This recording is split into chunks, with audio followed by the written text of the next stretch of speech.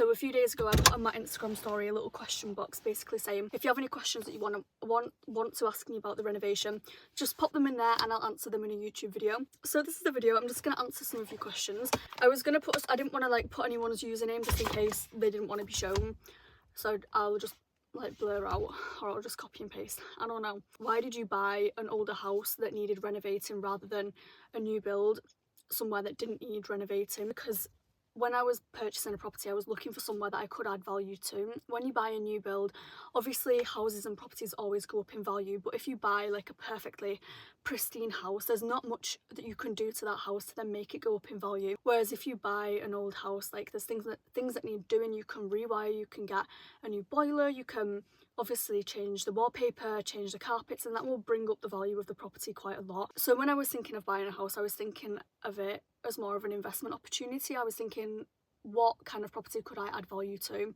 What kind of property is going to give me the best return? Which is why I ended up going for an older house. Obviously the house that I went for is an ex-council house, so the profit is kind of capped, and how much money I can make back is kind of capped because it's on a council estate. It shouldn't be like that, but it is. But I figured that even if I'm taking an ex-council house and I'm taking it from looking like this to looking like this, it's going to go up in value. Like even if it's not a lot, pretty much immediately the value of the property will go up after the renovation, and then the property's value will increase with years anyway. Yeah, I mean, it's all a guessing game really. I don't know how much it's going to go up. I don't know if the value of the property is going to go up more than I've spent on the renovation. It's all just kind of a guessing game and a hoping game, but at the end of the renovation we'll be able to see. And if it hasn't gone up in value, then it hasn't. At least I have a nice house to live in. That was the reason why I went for kind of an older house that needed renovating over a new build, and also the fact that I couldn't afford a new build. The house that I got was £150,000. You would not find a 2-bed new build for £150,000. Like they're over £200,000, £300,000. That was just not in my budget. If you scroll back a few videos, I did a whole video kind of breaking down how much I paid, how much money I've saved up. Yeah, that's the answer to question number 1. Question number 2, what was the first thing you wanted to change in the house? Everything. We're just kind of working through room by room. We decided that the first step would be to strip all of the walls of wallpaper, take everything back to a blank canvas and kind of start from there. Look how steamy my window's getting. Yeah, take everything to a blank canvas and start from there, because we're not actually living at the house at the minute, so I'm travelling back and forward from where I currently live because we just couldn't live in the new house. Like there's no kitchen, there's no bedroom, we would be sleeping on the floor, like we wouldn't be able to make food. So we're going to be doing the most practical rooms first, the bathroom, the kitchen, and then the bedroom, and then we can do the other rooms. I feel like as long as we've got a working kitchen, we can make food and we have somewhere that we can sleep, we can kind of move in there and live there while doing the rest of the house up. To us that seemed like the most kind of logical way. Question number 3, how much work does the renovation involve? Are you stripping it back completely or just updating things? Yeah, we're stripping it back completely. Like it isn't just a cosmetic job of ripping the wallpaper off and painting it. We don't know whether the plaster needs to be stripped back to brick or if we can just replaster and kind of skim over the current plaster. We don't know if the plaster is, I think they say blown. I don't know all the technicality, but yeah, we don't know what condition the plaster's in. But basically everything needs redoing. We're doing a full rewire. We're getting the whole house replumbed, a new boiler, a new kitchen, a new bathroom, everything. Like everything is getting done. So yeah, it's going to be quite expensive, I think. We're going to try and do most of it ourselves, but ultimately things are going to add up. Like the rewire is going to cost £2,000, which is a good price to be fair, because it's one of my boyfriend's friends that's doing it. And then to buy the radiators alone, it's cost me over £1,000. Luckily my boyfriend is a plumber, so I get the installation done for free and the bathroom will kind of be done for free. That's the pros of having a boyfriend that's in a trade. You can get like a lot of money knocked off. I mean, I probably will end up paying him money anyway just to say thank you for doing it. Like I'm not going to put him through all the labour, especially when it's not his house, to then see no return from it, if you know what I mean. Question number 4, what has been the most challenging part so far? I wouldn't say we've really gone through anything challenging. I feel like it's just a change in schedule. Like to walk into a house that looks like a building site and knowing that it's so far off being finished, it's quite scary. Like you don't want to walk into a house and have rubble everywhere and like walls falling down, and not knowing the time frame on how long it's going to take, and not knowing how much it's going to cost or what we're going to uncover. That's kind of the biggest worry, but I would say we haven't stumbled upon anything like too crazy or bad so far, touch wood. I'm hoping that like we won't have any major difficulties. I've kind of already wrote down what needs doing and we're just going to work through it slowly. Like at the end of the day, there's no rush. I'm just going to take it in my own time. Fifth question. Oh, this kind of relates back to the fourth one. Have you had any unexpected problems or surprises since starting? Not really, to be honest. The only thing that we were worried about was having asbestos in the ceiling, but that turned out to just be wallpaper, so it wasn't even asbestos. And then the second worry was that when I took up the carpet in the dining room, there are tiles underneath, which I'm pretty much 99% certain are asbestos tiles. And I know people are saying, oh, but the asbestos content is so low, like it wouldn't be dangerous. I don't even want to risk it. Like, I know that just inhaling asbestos once can be really damaging to the lungs and you wouldn't get the effect straight away. It's something that develops like 30 years, 40 years, you can develop cancer from it. So I'd rather be safe than sorry. Wow, my hair looks so ginger in this light. I think I need to dye it brown again. I think what we're going to do is just put self-leveling concrete compound on and then put our underlay and just floor over the top of them, so then we don't have to rip them out, because it would cost quite a lot of money to get a professional out here to remove them. Oh great, my iPad's on 5%. Let me work through these really quick. I've screenshot 20, but we might only get 10 done. We'll just see how long my iPad stays alive for. What question do I want to answer? How long do you think the renovation will take? I'm aiming about 9 months. I want to be done before Christmas so then I can host Christmas, but things could happen, like it could take longer. We're not putting pressure on it. I'm not setting a date or an amount of time that I want to be finished in, because that's just going to put pressure on things and stress me out. I'm just going to take it week by week, day by day. I mean, we're already a month in and all I've really done is strip wallpaper. Even if it takes a year, even if it takes 2 years, I want it to be done in less than 2 years, but it's not the end of the world if it does take a long time. I mean, it's only February now.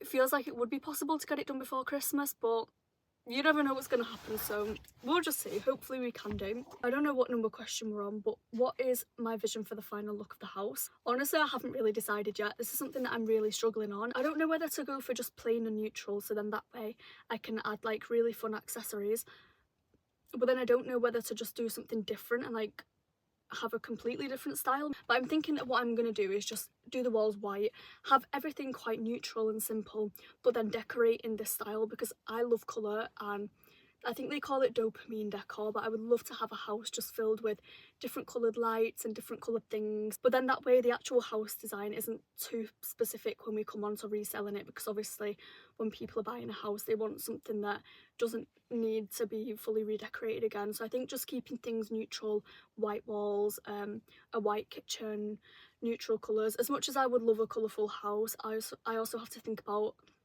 like what is going to add the most value. So unfortunately it's probably not going to be my dream house, but I knew that when I was buying it. It's fine. We can always, like I said, we can add accessories and funky coloured furniture to make it into a space that we want to live in. Have we changed our mind on any design choices since starting?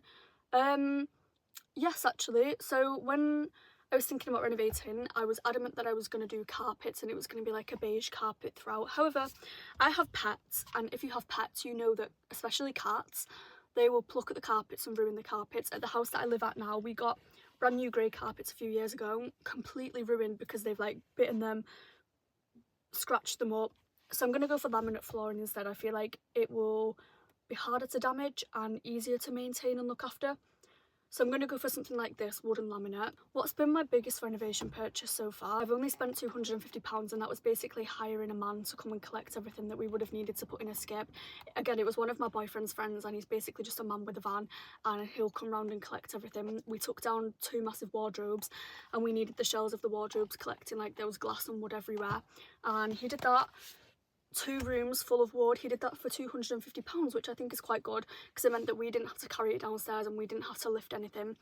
But yeah, that's the biggest purchase that we've made so far, other than the mortgage deposit obviously.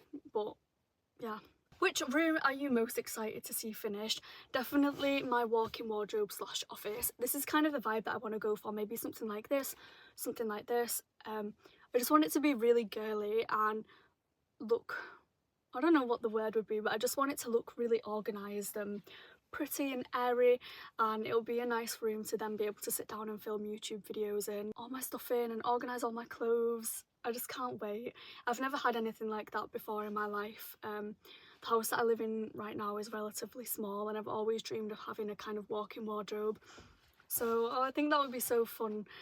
Yeah, that's probably what I'm most excited for. And then next would be the kitchen, and I love cooking, so I really want to make the space, even though it's a small kitchen space, I want to make it into a space that I can see myself wanting to cook every night. And I want to make sure that there's a lot of light in the kitchen, so I'm going to see if I can put a window in, or like a lot of overhead lighting to make everything feel like light and airy. This is the kind of vibe that I want to go with for the kitchen, by the way. Very neutral white. I did want a kitchen island, but obviously to knock this wall down, I've been quoted £6,000, which I cannot afford. I think we're going to have to compromise on that for now and just deal with the small space that we've got and still make it into something nice. I think this is kind of the SketchUp plan that I did on the app 5D planner. I'm going to have a lot of wall space, maybe some shelves. I love kind of a Scandinavian look.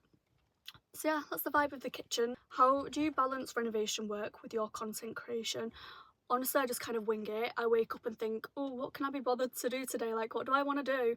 So last week I went 5 days without actually posting or making any videos. I was just focusing on the house content. Obviously, my digital products are kind of taking a back burner at the moment. If you didn't know, I create and sell digital products, and then I also teach people how to do it. But that's kind of like, it's just taking a bit of a rest at the minute. I don't have the time to do it, and although it does make me good money, I'm a little bit bored of it. I know that's really bad to say, but I've been doing it for so many years. I've been doing it since lockdown, and I'm a little bit bored of it. My creativity is kind of wearing out, and I want to start something new. So I feel like focusing on this renovation and focusing on the renovation content has been really good though. All of the videos that I'm posting have been getting amazing views, which I'm so grateful for, because I've never really made a substantial amount from views on TikTok, whereas now, like, one of my videos made £100, which might not seem like a lot to you guys, but yeah, I'm just really happy with the progress that my TikTok is making, and I'm so close to 400,000 followers. I was kind of stuck on 300,000 for ages, and then since I started this house renovation, my followers have just like shot up. And same on my Instagram. I was actually losing followers on Instagram, which I was so sad about. I think I went from 30,000 to 25,000 in a year.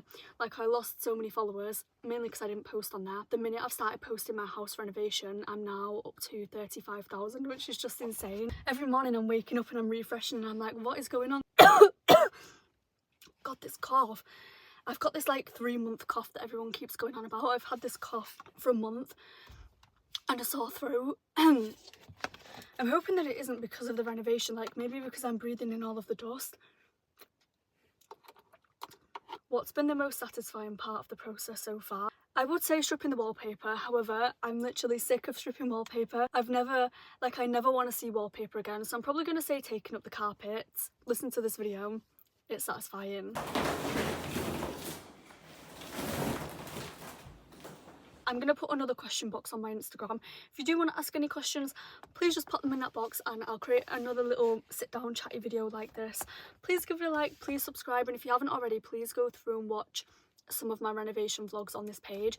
Obviously, I'm new to YouTube, so I'm learning how to create and edit vlogs and how to make videos, so a lot of my videos are not that great. Please bear with me. I'm going to try and make them longer and make them more vloggy.